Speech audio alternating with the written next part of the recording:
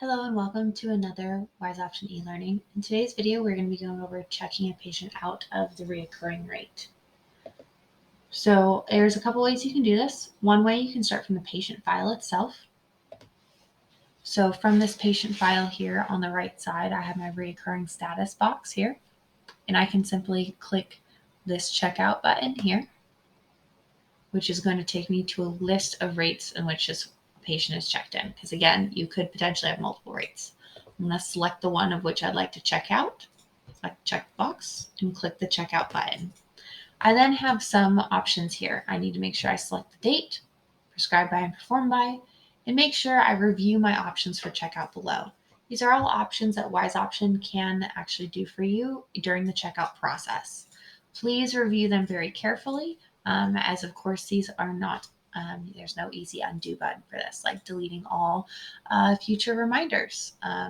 Other really helpful ones, setting patient as inactive. Again, we recommend if the patient is active, it should be on your property. If it is not active and not on your property, it probably should be inactive. You can also set the linked patient as inactive in case of things like mares and foals. You can also select to open up the patient file as well upon checkout. Refunding for remaining days. There's some more information about this if you hover over the icon there, but this is mostly helpful. Some facilities will pre-charge kind of for the month. So if the horse leaves before the end of the month and they've already been charged through the end of the month, Wise Option will actually apply a credit there for those remaining days. Most people just leave this selected, but it's very rare that anything is actually calculated because of it. Again, unless you're one of those facilities that does pre-charge for the month or charges early through the end of the month. There's also the option to charge for the same day, wipe out the neckband number, and also simultaneously change the current patient's location from whatever it is to the other one.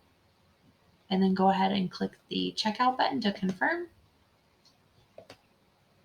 And Wise Option will check that patient out of the board.